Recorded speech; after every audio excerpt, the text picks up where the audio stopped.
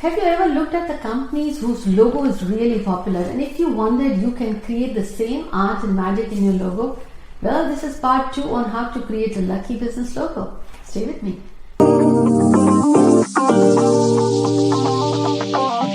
Hi everyone, this is Jaya Karamchandani. Welcome to Invincible Passion Talk Show. Today is this part 2 where I'm going to deep dive further into the next thing you should keep in mind while designing a lucky logo is the shapes. Before I share, don't forget to hit the subscribe button and the bell notification so you don't miss the episodes that I release here every Wednesday and Sunday in English and Hindi. How can you bring the luck factor in your logo? Well, first thing, foremost is make sure your product is the best. The quality, nobody can beat it. And backed by your customer service or the work that you put in. Then comes the logo. Logo is the first impression people get about you, your company, your product.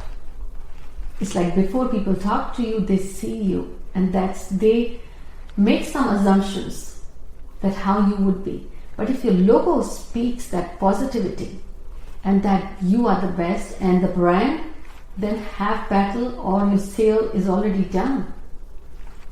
Few things which I have observed that in the lucky logo in terms of the colors, I hope you have watched the last episode, but today is the shapes. Now, try to avoid sharp and point edges or poison arrows we call.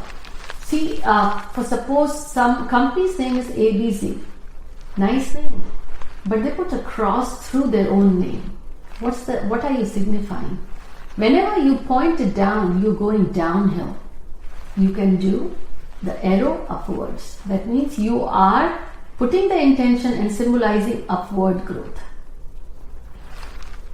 Other thing, I've seen a lot of people have a nice name and they create a customized doormat for their businesses.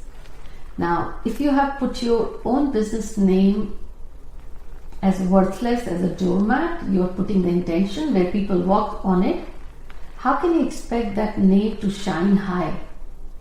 Give it a thought. Like water has the energy that flows, fire has the confidence and represents the triangle. Balance is by the circle and easy to create the golden proportion as well. So when you are in the communication industry, you want your energy to flow. Other ways to bring the blue and the black. And if you are in the industry where you need the passion, the confidence, the ambition, go-getting attitude and the action-oriented like restaurant or the gym or the fitness or even politics, the red or the triangle shape. But when you want the balanced circle, a lot of people create the blur or the lack of clarity in their own logo by creating something like this or different colors. Another way is to bring stability. They have the square. Again, see the pointed edges. Try to soften the edges by rounding them. A lot of people have the shapes where these are pointing and they have the name underneath. Guess what? The negativity from these point edges come into your own business name. A lot of people do a big logo and the name is smaller. That also isn't right. Ever you have to use the logo, try to give the round edges or the shapes. What it does, like all these, it brings the positivity, and especially when you have the round shape, it brings all the energy together rather than getting wasted or sending the negativity around. Your business logo isn't just about a shape, it is a science and an art, and practice makes it perfect. If you are curious to learn, observe other companies. The names that have done well, the logos that have done well, logos that haven't. You will always find some clues. Let me know what you found.